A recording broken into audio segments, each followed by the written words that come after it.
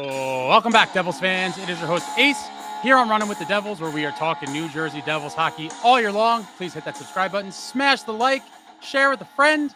Thank you very much. And I am here today with a very special guest indeed. You might know him from the Michael K Show, from Rangers play-by-play work. We'll get to that in a minute.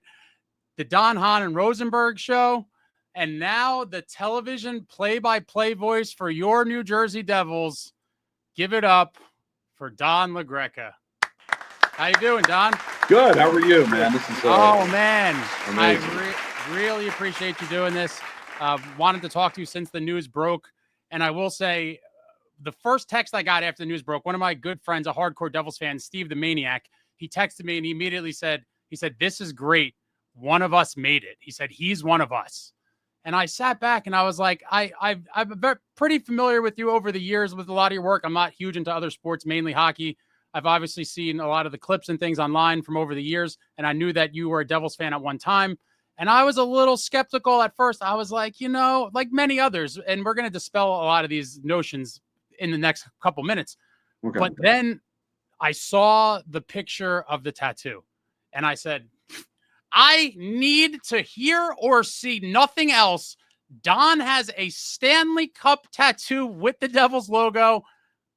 I don't need to hear or anything else. That to me is the ultimate sign of fandom.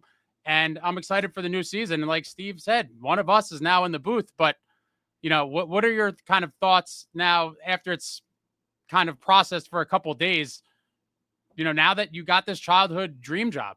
Yeah, it's amazing. Like, I've just been on cloud nine ever since I got the news because, like you said, fan, pretty much since the very beginning. My dad was not a hockey fan, so I was kind of on my own with that.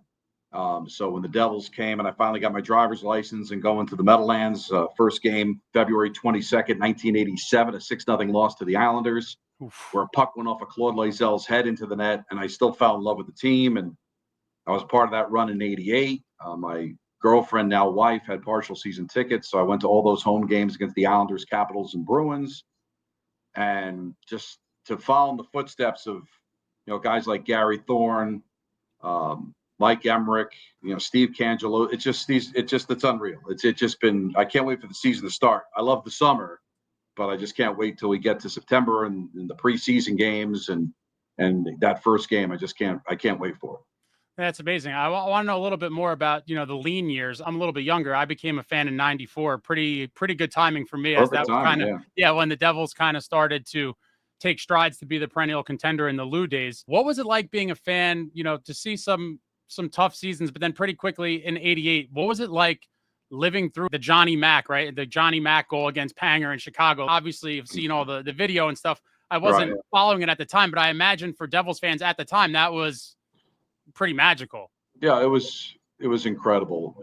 But before then, like I said, that game that I went to, there wasn't many people in the building, and me and my buddy John kind of bounced around the arena trying to eventually get to the glass so the ushers wouldn't notice that we were, stealing somebody's seats, but there was enough open seats for us to be able to finally get down there and get close. And I think that's what really helped me fall in love with it. And then that very next year, they had to make that huge run at the end of the year. And that's where you start to get fully engaged, because what are the Rangers doing? What are the Whalers doing? What are the Penguins doing? And then everything kind of crystallized after, Sean Burke got called up and he went on that miracle run. And then to have the beat Panger in Chicago on that overtime goal by John McClain, and then just go on that unbelievable run was just incredible. And whenever I would see Panger, I would talk to him about it, because I would get the chance to do some shows or see him on the road, and it's obviously not a great memory for him, but it was a tremendous memory for me. And that's where it just kind of all came together for me. Like that season, to finally see them become relevant, finally see them matter after all those years of not being very good.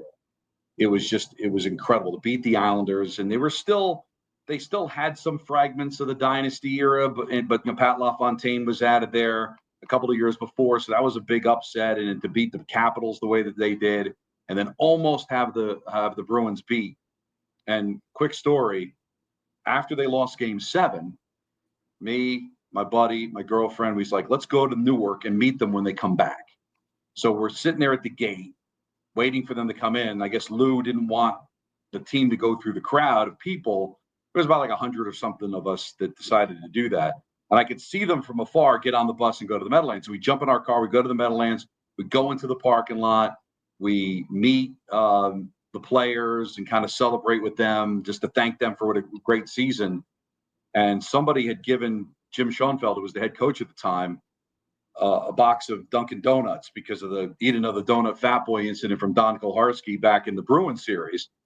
And if people don't know that story, it's great to look up. It's a lot of fun. And it's the reason why, I don't know if people realize this, in Wayne's World, it's Officer Koharski is after Don Koharski from that incident, which is an interesting story. So years later, when Jim Schoenfeld's the assistant GM with the Rangers, and I'm seeing him on the road, I told him that story, and he thought it was hilarious. And then the very next year, they missed the playoffs. But I was part of the Devil fan club and got to go to meet a Devil. My favorite Devil at the time was Jim Korn, kind of a journeyman goon, and he didn't show up. And I got to sit with the broadcasters. And if I knew that that was an option, I would have taken that option and got to meet Gary Thorne, got to meet the late Peter McNabb, Chris Moore, who was doing radio at the time. And I've got the table display of Table A and Gary Thorne, McNabb, and Moore's autograph, and then Gary Thorne saying good luck in broadcasting. And I keep looking at that in my man cave like, you know, who knew that I would actually walk in the same footsteps as those guys. So it was just, it was amazing. So the lean years ended up being worth it because that 87, 88, Lou takes over. They become relevant again. A little bit of a hiccup in 89, but then in 90, becoming a perennial playoff team and then eventually winning the Stanley Cup is amazing. No, those are some great stories you just dropped. For anyone who wasn't sure, that should have told you everything you need to know. Jim Korn gives it away because let's face it, you got a massive audience, I'm sure. Half of those people have no idea who I'm talking about. Oh, no. He's number 14. Yeah, another quick, I don't mean to rattle up, but I love talking Devils hockey.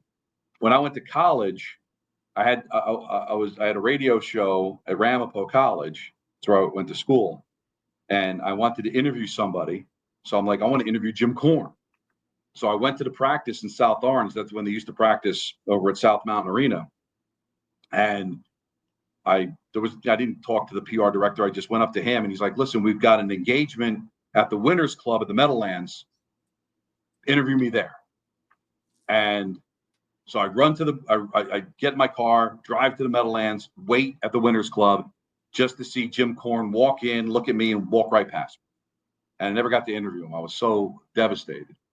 But years later, doing NHL Live, I'm interviewing Brendan Shanahan, who was on that team. And I told him the story, and he's like, I'm not surprised. Korn's a piece of garbage. He just jokingly said that. And then he told me how when Jim Korn was a veteran, Shanahan used to have to get him like a soda. That was like his job. And I'm like, geez, you're going to the Hall of Fame. And Jim Korn had a cup of coffee with the Devils, and he blew me off. And here I am talking to you. You know, it's pretty surreal. So I think of that every time I think of Jim Korn. So if anybody questions my Devil fandom, look up Jim Korn and say, if that was his favorite player, he must have been a diehard. That Shanny story is ridiculous. Shanny's an all-time great, one of my favorites. I loved when he came back towards the end of his career, when Lou brought him back when he was like, 40, and he was still out there, 600 goals, and he's fighting guys like Eric Bolton. Like, what a treat to watch Shanny. What an absolute legend. What are some of your other Devils kind of favorite players over the years?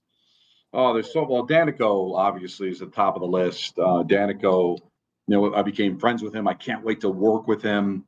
He invited me to his barbecue after they won the cup in 2003, and I went to his house and drank from the cup. And I was there in Newark when he had a chance to have a at bat with the Newark Bears, and then I was in Somerset when he got a chance to bat for the Somerset Patriots. Now Daneyko's really up there. Pat Verbeek was one of my favorite guys too. Probably one of the most prolific goal scorers they had, and he really ended up having an amazing career in Hartford and beyond. Ended up playing with the Rangers for a little bit too. Some of the guys that just pop into my head that maybe weren't great players, but I just happen to like. Randy Belichick was a really cool guy that I got to know, and he of course did color on radio for a lot of years. And Claude Loisel, who I mentioned earlier with the puck off his head, He ends up being executive. I'd see him at the Garden when he was at the Tampa Bay Lightning. Those are some of the guys that I got to know because a lot of my Devil fandom came when I was already in the business.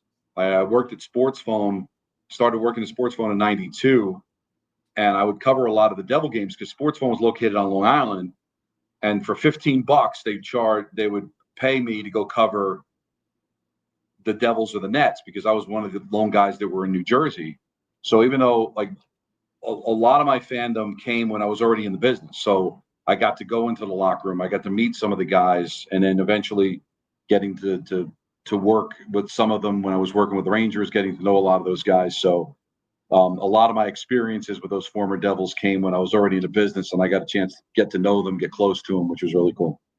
When and how did you meet Dano for the first time?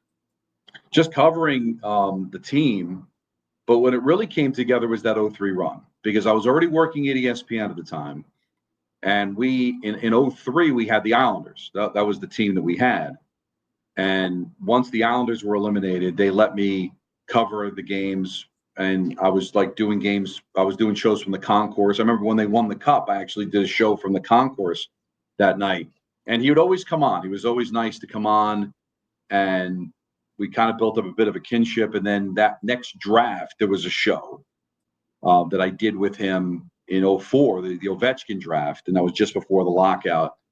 And he was just very gracious, just being around and knowing him. You couldn't be close to the Devils without being close to Ken Daneyko. You know, there's a reason that his name is up in the rafters because of how important he was to the organization. He doesn't have the stats or the ability of an Elias or a Niedermayer, Stevens, Brodeur, the guys that are up there, but he was so important to the organization. You couldn't be close to them without being close to Kenny, and he's such a good guy and such a generous guy with his time. So, but I think it really kind of crystallized during that 03 run.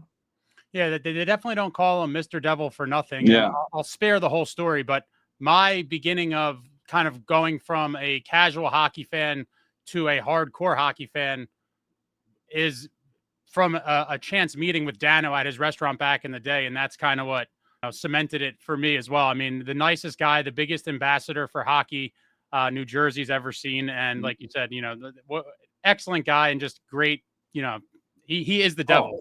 Oh, and the perfect example of that is, and I can use this opportunity to promote, August 23rd is my Mark Sasso softball over at Wag Field on Wagner Road in Hawthorne, New Jersey. It's 5:00 on August 23rd. It's for my buddy Mark, who passed away of cancer back in 08.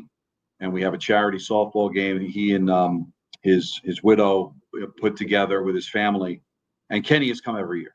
Every single year he's been able to come, which I think is absolutely tremendous because he's just all about Jersey. He's all about being helpful. So that also helped cement our friendship that I get to at least see him once a year at the charity softball. Other than the obvious Stanley Cup wins, is there any particular Devils moments, games, or plays that kind of stick out in your head when you were like, oh, something that just kind of stood with you over the years? No, it's a great question. Obviously, all three cups. I was in the building in '95, in the building in 2003, there for the home games in 2000. But obviously, they clinched in Dallas, so I couldn't be there for that. I got pretty much the whole parade on VHS. I got a camcorder in '95, going to the parking lot to see that. That would be kind of, if I could find a VCR, that'd be cool to look back at and see what I looked like and what the players looked like. One of my strangest moments came in 2012. I was already doing the Rangers, and of course that was the conference final against the Rangers. I got the call, Game 3, a game the Rangers won to take a 2-1 series lead. The Devils went on, as you know, to win the rest of the series. And I was in the corner where Emrick scored because I was the third announcer for that game. So Kenny and Dave were calling the game up in the booth, and I was down at ice level and just finished the intermission before overtime. And I had just got down there before he scored. And I had my buddies and Devil fans saying, well, why aren't you banging on the glass? Why aren't you getting all excited? I'm like, I'm working for the Rangers. I was neutral at that point, but it was just surreal how, if I didn't work for the Rangers, how glorious a moment that would be to finally beat the Rangers after not being able to do it in '94 and not being able to do it in '08. They did get their revenge in '06, but it was a 4-game sweep. There wasn't that like magical moment like beating them in overtime in Game 6, and how it didn't mean anything because I was working the Rangers. I already kind of was in that thing. So just very, very, very strange and very surreal moment. But all the run in '88 when the replacement officials were on the ice wearing those, they looked like yellow raincoats that they were wearing or something, because obviously the injunction where Schoenfeld was suspended and the referees refused to go on the ice when Lou was able to get the injunction to have Schoenfeld coach. And that was before cell phone. We had no idea what was going on. Like, what are these officials doing? And there was a delay, and somebody had a transistor radio, and we were able to listen to the broadcast to find out what was going on. That was crazy as well. So those are some of the things that kind of pop in from a fan standpoint. Like I said, my first game, February 22nd, 87, that 6-0 loss. And how about this? In 95, my buddy and I knew the Devils were good. They had gone to the conference final the year before when you became a fan. And we're like, let's save up our money and let's get the last 2 rounds, rounds 3 and 4, in case they make a run so we could be in the building. So, of course, they get to the conference final against Philadelphia, so we're in the building. We had to buy 8 games. The strips. For strips, right? And obviously we only got 5. They only had the 3 home games against Philly, and then they only had the 2 home games against Detroit in the Stanley Cup final.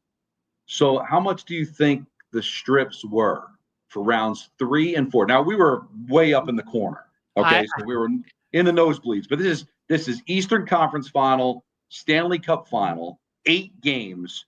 What was the total price of the strips? I tell the kids this all the time, Don, that it was a different era. I was buying tickets in the parking lot. The 8-game strips in 95 for the Eastern Conference finals and the Cup finals, I'm going to say was probably, you were probably at like $40 a ticket. So probably like, $320 to $350 a ticket, probably. Yeah, the whole thing we paid was $200. Oh, and we got money back for 3 of the games. You can't sniff a first round game in the nosebleeds for that now. And meanwhile, another buddy of mine, because Game 4, they're up 3-0, so they're home, chance to clinch. He ended up paying like $400 for that ticket in the parking lot. So I paid $200 for my, 8 possible games. Ended up being less than that. I never doing the math. I probably paid like $120 for all 5 games that I went to, and he paid $400 for the last one. But it was pretty amazing to be in the building for that. That was a surreal moment. To be at the Meadowlands, seeing them win the Stanley Cup was crazy. I was almost 10 years old. I begged my parents. They couldn't pull it off, but I eventually saw them win it in 2003 in person. Back to the Game 6, 2012 Eastern Conference Finals when Emrick, dispatches them in the conference finals. Obviously, like you said, the Devils had beaten the Rangers before, but it definitely seemed like in the dramatic fashion, like you said, in the conference finals, it seemed like they finally exercised the demons of Stéphane Matteau. Did you feel like kind of conflicted in the moment? Was part of you still like excited as a Devil fan or a suppressed Devils fan? I was happy for them, and I know people aren't going to understand this that are watching, because I saw somebody, the response to me getting the job has been overwhelmingly positive, but somebody had sent out a clip of me calling a Devil goal against the Rangers. And somebody had said, well, if he's really a fan, he would have been way more excited.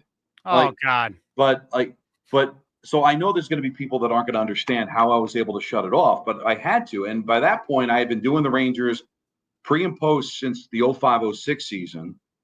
And then I was filling in for Kenny since 08. And then 2 years later, I ended up calling Game 1 of the Stanley Cup final when they played the Kings, because Kenny had to fill in for Doc on TV because Doc's father-in-law passed away. So that hadn't happened yet, but you make the decision that you want to broaden your career, and I wanted to do more games. So with the Rangers being out, as happy I was for the Devils, and I went to those Stanley Cup final games in 2012. As a matter of fact, after that game was over, I went right down to the bowels of the Prudential Center and made sure I had my credentials set for the Stanley Cup final. So I went to the home games of that series, and but if the Rangers had won, I'd still be working. I'd still be getting a chance to do games. So that's where you find yourself. So now to be back with the team and now to have it all kind of come together, is pretty amazing. So believe it or not, I wasn't that conflicted, because by that time it was, I had to shut it off. But believe me, turning it back on has been part of the excitement of getting this gig for sure. You mentioned you were at Game 7 in the 2003 Cup Finals. I was there as well. Probably one of the greatest nights of my life. What did you think about Marty not getting the Conn Smythe and them giving it to Jacques? It's so interesting because it was. Listen, I know Jacques played well, and it is the whole playoffs, not just the Stanley Cup Final. But I just did a hit with Sirius XM earlier today with Scott Laughlin, and he was talking about Patrik Elias deserving to be in the Hall of Fame. And I thought back to 2003 because the whole character and reputation and stereotype of the Devils, even though they had some great offensive teams, was the trap, defensive-minded, and a lot of times Niedermayer, Stevens, Brodeur wouldn't get the credit they deserved because it was the system. The system made it work. Marty didn't face more than 15, 20 shots a game. It was easy for Stevens and Niedermayer to be able to do what they did because of the system. And I thought, well, didn't the system have something to do with squelching the offensive opportunities? So shouldn't Elias be given even more credit for being a 1,000-point scorer, being on a team that didn't think offense first? And I always think back to 2003. It was all off of reputation. Like, Marty didn't get the credit he deserved because, it was all system. And I thought about that today. And I felt bad for J.S. Jacques. Like, what do you even want the trophy for, right? Like, who wants the Conn Smythe for a team that lost in 7 games? So, yeah, but I wasn't going to let it bother me at the time. I was just happy they won.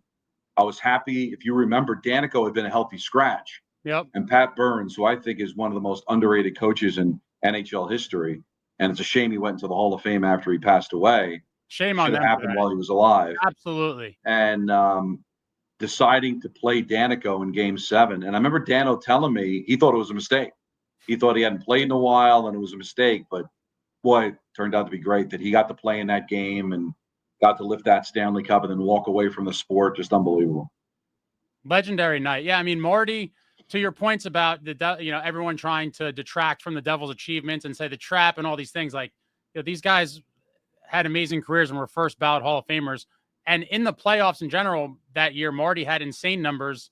He had 7 shutouts in the playoffs and he had 3 in the finals. So Jacques played well, but I just thought that was terrible. And the fact that Marty was never able to get one in the rest of his career, kind of annoying, but it is what it is. I was just happy. And if you remember, Marty was just, as soon as they announced it, Marty was just, gesturing for the cup, skating around. And that's when everyone was chanting, Marty's better. Yeah. What an amazing night. All right. So staying on 03 and in cups in general, when did you get the tattoo? The now famous tattoo? I got the tattoo after they won in 2000.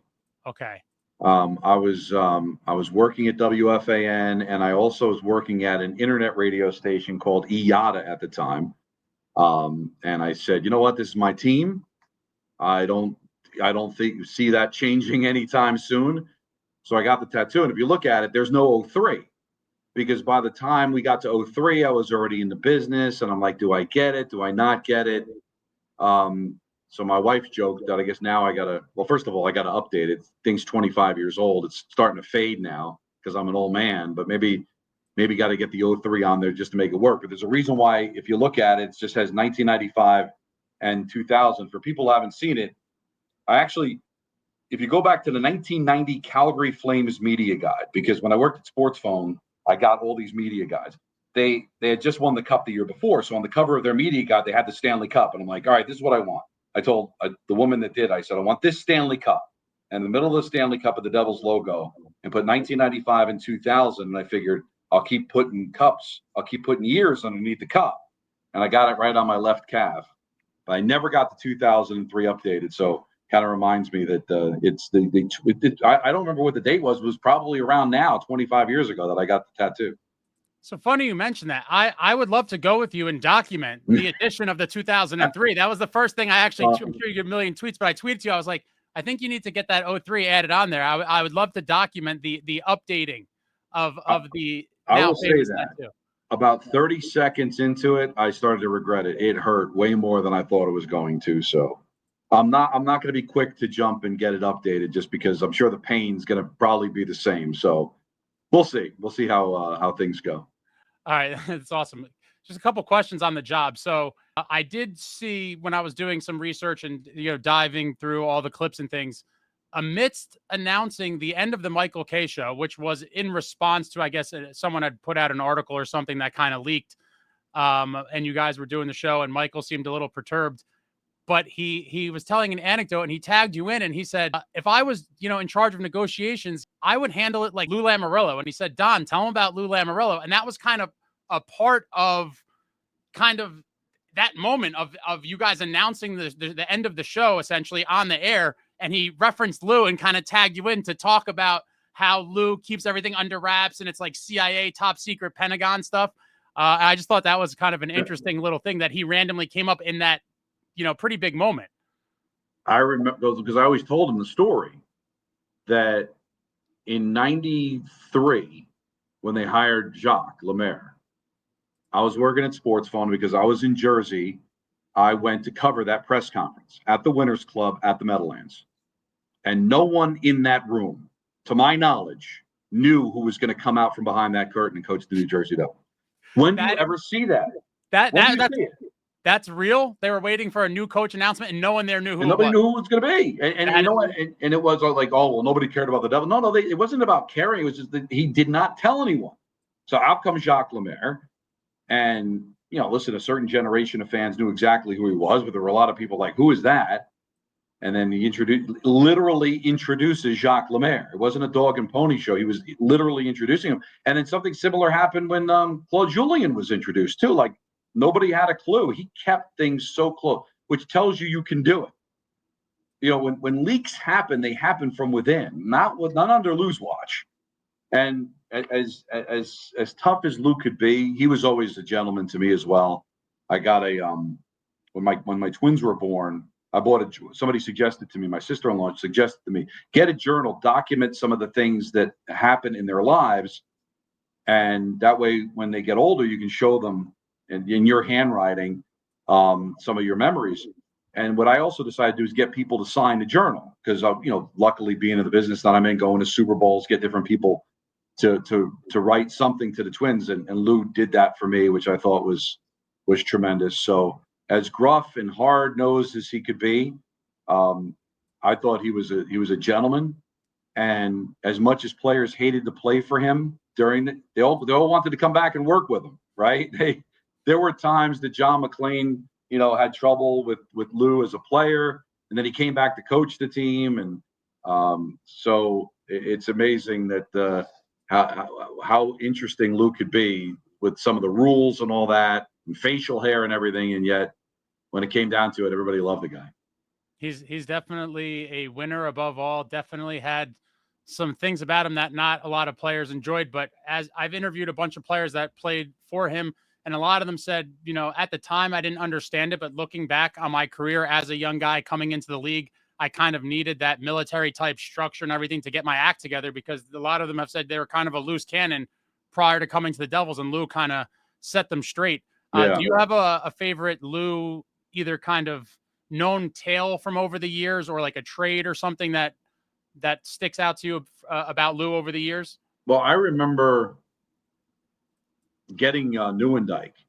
Oof. And I believe like the trade deadline was at 3:00, and for some reason that came down like close to 6. It was very really late. Strange how, and I remember that trade was a big deal.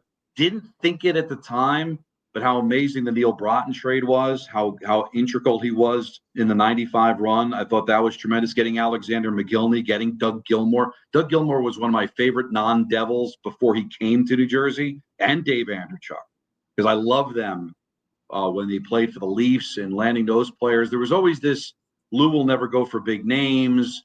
Lou will never bring on big contracts. But when Lou smelled the cup, there was nothing to stop him from trying to get there.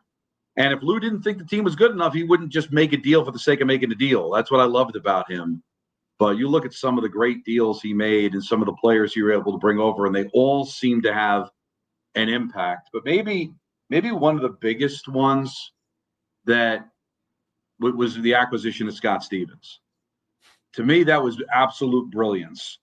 For those that don't know, this was back in the day when if you lost a free agent, you got compensated. So the Devils lose Brendan Shanahan. He signs with the St. Louis Blues. And as legend has it, the compensation for losing Shanahan that the Blues wanted to offer was Curtis Joseph and Rod Brind'Amour. And Lou said, no, I want Scott Stevens. And I remember at the time thinking, damn, Cujo, Brind'Amour, yeah, you know what? I could probably live with those guys. And then Scott Stevens comes over, and then the rest is history. So I think a lot of other general managers would have taken Cujo and Rod Brind'Amour. That was pretty big. And who was it? Kevin Rooney, I believe it was. And being able to get be able to get McKay, like that was Randy McKay. Like those were coups, man. And those guys were major players for the Devils, especially in '95. So Lou was a magician back then. Total magician. You referenced the Nieuwendyk deal. That's one that always sticks out to me because it was Randy McKay and Arnott, two fan favorites, right? Going the other way, bring in Langenbrunner and Nieuwendyk, and without the both of them, but even more so, probably Jamie had a monster playoff that season. Without those deals, and you could kind of trace these to every cup winning season. You said Neil Broughton in '95, 2000, he brought Claude Lemieux back early in the season. Then he went out and got Mo Gilney. It's like when you look back at it, it's like Lou did make these amazing deals that in the moment stung a lot of fans. And I talk about this regularly, that sometimes to move forward, you have to make those deals that kind of sting. And when you look at all the cup years, there was at least one of them in every single one of those years, and the guys all played a crucial part in the run. Yeah, he definitely knew how to work the trade deadline. And listen, I can't even think of. I'm sure there were ones that didn't work out. I guess you could say Gilmore and Andreychuk didn't work out because Poor those guys came in underachieved between. the postseason. They came between the first and second cups. Those are some weird years, right? Like 96, 97, 97, 98. Listen, 96 stung. Not making the playoffs after going to the playoffs. Tom Chorsky. What hurt there, I know. What hurt, losing to Ottawa, I remember it was a day game. I think it was like a Saturday day game or Sunday day game, was that there were already people saying, well, it was the lockout, only a 48-game schedule. That never bothered me because they had gone to the conference final the year before. So I didn't think they had to prove anything to anybody, but it was something that obviously Ranger fans or non-Devil fans kind of stuck in their face about the lockout, and then not make the playoffs the next year. And the list was very short of teams that won a cup and didn't go to the playoffs the next year. So it kind of fueled that. And then 97 losing in the first round, 98 losing in the first round, 97 losing in the second round, two of all teams, the Rangers. I covered the Montreal series. I actually went up to the Bell Center for those road games. So I was in the building when Brodeur scored the goal, which was amazing. But then to lose to the Rangers the way they did. My father passed away the night before the Adam Graves goal, which obviously was awful. To have to go through, obviously the Graves goal didn't matter at that point, but it certainly didn't help matters to lose to that team of all teams. And then 98, 99, losing in the first round, made 2000 very sweet. 95 will always be the best because it was the first. And 03 was always special because I was in the building. But 2000 it kind of justified 95 a little bit, kind of backed it up. And you bring up, those were tough 3 years of underachieving during the course of the postseason. Yeah, you talk about coming off the lockout. I had a neighbor who was a Rangers fan, and I remember as a little kid, he was probably like 10 years older than me, was taunting me after the Mateau thing. So then finally the Devils win. And like you said, first thing he goes, oh, when I was walking out with this, not this t-shirt, but a smaller version when I was a kid in my hat. And I went up to him and I was talking smack on his front lawn. And he was like, calm down. He's like, you didn't win the Stanley Cup. He goes, you won Stan's Cup. I go, buddy, we still had to win 16 games in the playoffs. And so It was nice, like you said, in 2000 and obviously 2003, that you couldn't possibly try to come with any of these kind of nonsensical things to undermine the achievement. And it's still 16 games. Childhood dream to be in the booth. throughout all the years and working with the Rangers, did the dream ever fully die for you where you thought it was like, this is, that's never going to happen. I'm kind of past that into a different phase of my life now? Or did you still kind of always hold out hope in the back of your mind that maybe one day, before you retire, that you would get the opportunity to do it? It was over. I auditioned 3 years ago and I lost out to Bill and Bill did a great job. So I felt like, now it's over. I'm in my mid 50s. I'm happy doing the Rangers. How could you ever anticipate anything opening like that again? So I felt, just because of my age and my opportunities, I auditioned for the Islander job back in 2016, lost to Brendan Burke. That was a great decision by them because he's been amazing. And just like all the doors are closing. And then it was like, well, maybe, something will open up with the Rangers. And then Sam left and Kenny got the TV gig. And obviously that wasn't even the debate. But so it kind of felt like if it was anything, it would probably be in radio and maybe on a part-time basis. So no, I thought it was over. I kind of basically shut that down and just very happy with where my career was. So for this to come out of the way it did was just amazing. No, it's a great story of, sometimes, unexpected things happen and you get a crack at something that you thought was over, and it's never over till it's over. So I know it's tough to say at this juncture. Do you think this is something you'd like to do long-term and kind of, till the end of your career? Do you hope to be kind of in there for a while? Oh yeah. Listen, I got this thing where I like to be places a long time. I was at the Fan for 5 years before the ESPN job opened up, and on September 3rd, it'll be 24 years at ESPN. Even Lincoln Pharmacy, where I worked at on Lincoln Avenue in Glen Rock, I would work there from 85 to 96. I worked there through my second half of high school, all through college, into me actually working at the Fan, like Sports Phone, WFAN. So I like to stick. Listen, I want to do this for as long as they'll have me. So yeah, this is something that I'm going to hold on to as long as I can. It's amazing. Most fans seem to like the kind of familiarity that comes with a long time, kind of the same team. As Devils fans, we were all spoiled with Doc and Chico, my favorite tandem of all time, Great. Coincided with the great years. And so, I do think that, hopefully now in the new era of Devils hockey, that you'll be with us for a while and the fans, will grow with you in this new role. It's very exciting stuff.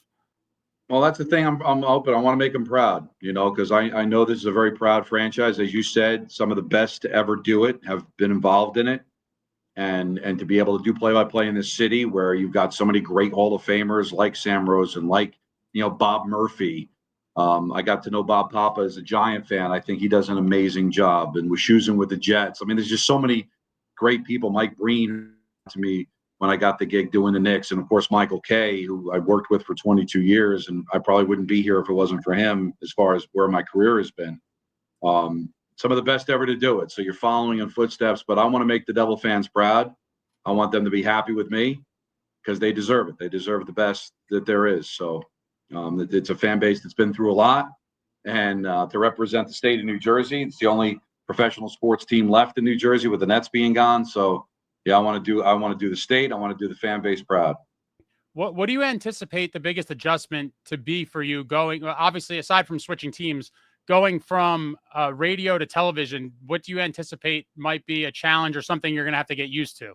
It's interesting. I'm trying to take advice from as many people as possible. I'm going to be working with an extra person, or actually, when you think about it, 2 extra people. When I did radio, I just had Dave Maloney, who is an amazing analyst who's getting the opportunity to do Rangers TV now, and congratulations to him of just getting him in. But I had to be descriptive because I was the eyes of the listener. But now getting not just Kenny, but Sal, Bryce Salvador, being able to get Rachel involved as well. So that'll be where the adjustment of during that downtime of being able to still be descriptive, even though it's television. I think it's important to identify who has the puck, identify what's going on.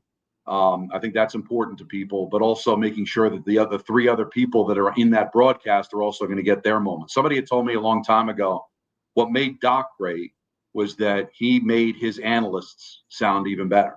So that's my goal, is to make Kenny, Rachel, and Bryce shine as well. So there's going to be times where I'm just going to have to learn to shut up, make sure you hear the crowd and the ambiance of the moment. So there'll be that balancing act, and hopefully I'll be able to do it. So a lot of people, when the news first broke, were like, oh, the people referring to the rants and stuff. And obviously a lot of the rants are absolutely classic on a myriad of topics and overwhelming in the search. But, that's a talk show, kind of lends itself more to that type of thing, obviously, versus play-by-play. But I guess the question I would like to know is, how much of the passion of that we know is inside of you, and especially for this team, how much of that, will you be able to express, or you're going to have to kind of put a governor on it? Like on a scale of 1 to 10, where do you think you're going to have to kind of fall on a night by night basis in terms of the broadcast? I can pretty much guarantee you're not going to, even as bad as the Devils may be playing, I don't think you're ever going to hear me say, look at this garbage, look at this garbage. It's a different world. As you said it, being entertaining an audience, getting mad at a caller or getting mad at your favorite team doing something is not the job of a play-by-play guy. My job is to describe what's going on and leave the passion of the moment to Kenny. I mean, that's the thing, is that when I work with Dave Maloney, nobody's going to be more passionate than Dave. He's a former Ranger. He's going to let him yell at the officials, let him slam his hand down on the table. It means more to the fans if it's coming from a former player, a guy that's been there. Let Kenny be able to do that. Let Bryce be able to do that as former players. But part of the reason I got this gig is my passion. I think they want there's nothing better than play-by-play. I love doing it, and I want you to know when I'm calling the game how much fun I have doing it. So you're going to hear me. You're going to hear my passion. I'm not sure, look at this garbage, or we know, and all those silly rants that I've done are going to translate necessarily to my play-by-play, but you'll know it's me. You'll know how I feel. You'll know how excited I am, and that's going to be the most important thing, I think. We all look forward to it. For play-by-play, what a lot of people don't realize what goes into this behind the scenes, and obviously a very taxing, very difficult job. What does your game day preparation look like? Well, morning skate to me is vital, and there's less and less of them now because you got a lot more back-to-backs, but getting to know the players, getting to know the line combinations and what's working, who's hot, who's not, knowing the numbers of the other team and what's happening with the other team. I'd get more sometimes at a morning skate from the other team and talking to their coaches and their players in prep for the job. So it's a lot easier for me because I'm a passionate hockey fan that watches all the games, that kind of knows the league. But still, those morning skates are vital to me, and just the knowledge of knowing what's going on and being as prepared as possible. That whole thing of, leaving something on the table, meaning like over prepare. There's a lot of stuff I don't get to than not having something. Now and that's going to be the challenge with TV, because radio, I had to describe what was going on, and then what little time before the hurry up face off is get Dave to analyze it. So there was a little less for me to do on radio. I thought there'll be a little bit more information that I'll be able to express during the TV. So that means a little bit more homework, but those morning skates to me are vital. Watching what the team did the game before, as far as getting to know what they're doing, is also pretty important. So a lot of prep, but I love the sport so much it doesn't matter, because it's not like it's real prep, because I just love watching games anyway. The worst part of the gig has to probably be not butchering some of these names, right? I mean, I see some of these names and I'm like, It's funny, and it's not, and it's like, because I also got a lot of heat from some of the Devil fans on that call, because I think I said Heishier instead of Heischer. You never know what's going to come out of your mouth sometime, as much as you prep. I can't even. Did you see the guy the San Jose Sharks drafted? It's like got 26 letters in it. I don't know how I'm going to do that. But yeah, that's always a challenge sometimes too. I remember there was a Blackhawk, Sergei Krivokrapsov. I can say it now, but at the time I'm like, oh, how am I going to say this name? When I first started at Sports Phone, I struggled with Goran Ivanisevic, the tennis player. Notice that these things come out very easily now after doing it 200 times, but in the moment, that sometimes is the biggest obstacle, is making sure you say all the names right, that they come out right. So, but it's still fun to just get to know all that stuff. Yeah, I can't imagine. I'm sure you'll do just fine. Any names that jump out to you for Devils you think that should be amongst the next guys put in the Ring of Honor? Oh, that's a good question. Trying to remember, like I've had the thoughts of like when you think of the great play, like so 95, it's all about, it's all about Claude. It's all, Marty, Kenny, the guys that numbers are retired. I'm glad that Sergei Brylin got some love. He's the forgotten guy that was on all three, right? Sarge. Yeah, he was a great player too. I had heard a rumor that there was a push to get Chico's number retired just because he was like their first star. And even though the teams weren't very good, and he was at the tail end of his career. I don't know whatever happened to that. But guys that you bring up Langenbrunner, not a lot of time here, but how big a player he was. But yeah, I just don't know what the criteria would be because a lot of the guys I think of, like Jeff Friesen, like how important he was to that 2003 run. Nobody jumps really to mind in thinking of like who's been left out because there's a lot of guys that weren't here long, but they still had a major impact. Is there anybody that you debate yourself? I'm kind of biased to winners. You raise a cup here, especially twice, like you said, Claude Lemieux, right? I have him above my head here. 95 Conn Smythe winner, monster playoff, won the cup again with the Devils in 2000. Like he 1,000% needs to be in. And then like I said, the other two cup guys like Bobby Holik, he was here for 95 and 2000. The John Maddens, like they might not have the flashiest stats, but two-time cup Bobby winner. Holik was a major player on this team. Yeah. He was part of the crash line in 95. Yeah. And when remember, he also came back when they tried to put the band back together back in like, what was that, 06, 07, when he came back with Madden. And even though it didn't work for a championship, I thought they really brought a little bit of heaviness that they needed at that particular time. And I thought they played pretty well. Scott Gomez, another one I love. Won the Rookie of the Year, two-time Cup champ. Gomez, he's the one guy that I don't talk enough about because we became friendly as well. He invited me to Trenton when the Alaska Aces were playing in the playoffs against the Trenton Titans when they were during a lockout. And I remember he didn't play in the championship game, because he had an oblique. And I'm like, listen, Lou doesn't control you. You could play if you want. You're in lockout. He's like, no, I'm not going to piss off the old man. And then when my father-in-law passed away, he sent me deer meat. I'll never forget that. A box of deer meat after my father-in-law passed away. Scott Gomez, a really interesting guy, very interesting guy. He was also a part of that 2003 run, a guy that I became friendly with. He's a really good guy too. And you're right. Underappreciated. What do you have, a 33-goal season coming out of the lockout?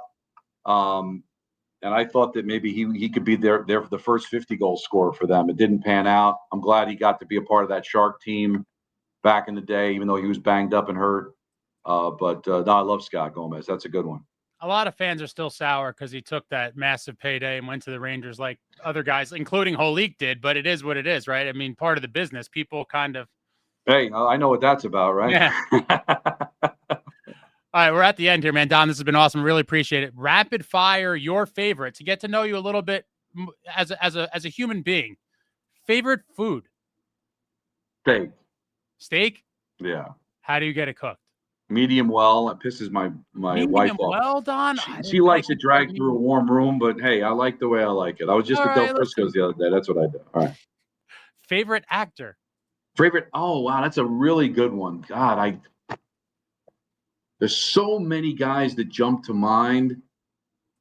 God, that's a really but I'm going to go Cary Grant. How about that? Cary Grant, okay. Yeah. Favorite actress? Kate Beckinsale. I can't even think of a movie she was in, but I'm a big fan. Favorite movie? Wow, that's another great one. I'm going to Boogie Nights. And not for the reason you think. I think it's an absolute class. It is a spectacularly well-made movie. Paul Thomas Anderson did an amazing job of that. Whenever I bring up, I was like, oh, yeah, you like it because all the naked women. No, it has nothing to do with that. That movie is an awesome movie. I love it. Obviously there's The Godfathers and stuff, but if I had to pick one movie, I think it would be Boogie Nights or 2001: A Space Odyssey. Favorite TV show? Another good one. Mary Tyler Moore Show. Mary Tyler You Moore. weren't expecting that, were you? I was love not. that show. Hilarious. It's kind of like, even though it's TV, not radio, it was kind of like, you know, I kind of got some of the jokes and stuff because of like being in the industry. But I that show made me laugh. It's definitely my favorite show. Seinfeld would be up there too. Odd Couple, the classics, but Mary Tyler Moore. All-time favorite athlete. All-time favorite athlete for me would probably be Nolan Ryan, or Lawrence Taylor. Now, Lawrence Taylor wasn't the greatest human being of all time, but as a Giant fan, he was amazing. And I grew up a pitcher, so I always idolized Nolan Ryan. So those would be the two guys that jump to mind, Lawrence Taylor and Nolan Ryan. Whenever I hear Nolan Ryan's name, despite obviously being an amazing, and he was pretty old, man. He was just beating the brakes off. I know. Oh, that it never gets old. Every time it Never. pops up or something, I watch it every time and get a kick Never. out of it. And LT, obviously a classic. Last one, favorite musician or bands? Well, my favorite all-time band would be Black Sabbath, and I wished I could have been in Birmingham last weekend. Looked like an amazing show. Got all the albums. Got to know Ronnie James Dio a little bit before he passed away. So there's a lot of bands that I love. Rage Against the Machine, Slayer, Simon and Garfunkel too, just to show you that I'm eclectic. But if I had to name one band, it'd be Black Sabbath. Very diverse. A very diverse man indeed. Don, thank you very much for this. This was My a ton pleasure. of fun. I'm glad the Devils fans got to get to know you a little bit better and put any notions that you were not a real fan to rest. Like I said, the tattoo is enough for me, but you are a Devils historian indeed. Look forward to seeing you on the broadcast this upcoming season. If you guys check out I'll put in the description the links for the softball tournament. You can check them out on his afternoon show. I'll have the links for all that in there as well. August 23rd, 5 o'clock, Wag Field, Hawthorne, New Jersey. I will be there. I think Mr. Devil will be there. Daneyko's going to be there. Chris Canty, Greg Buttle, Marty Lyons, Brian O'Halloran, who was Dante in Clerks. Okay. Come on, you're a Devil fan. You got to know Clerks. It's a little bit. Come on, go see it tonight. Watch it tonight. I've been meaning to kind of do a deep dive on a lot of Kevin Smith stuff. I went to go see Natural Born Killers, and in the trailer it was for Clerks, and I'm like, somebody's wearing a Devil jersey in a movie? I got to see that. And it's all about Jersey. You got to see that movie, man. What are you doing? I'm going to watch it tonight. All right. I'm going to watch tonight. Don, again, thank you very much. Look forward to seeing you on the broadcast, and have a great rest of your day. Really appreciate this. This was amazing. Thank you so much. Enjoy your summer. And take care.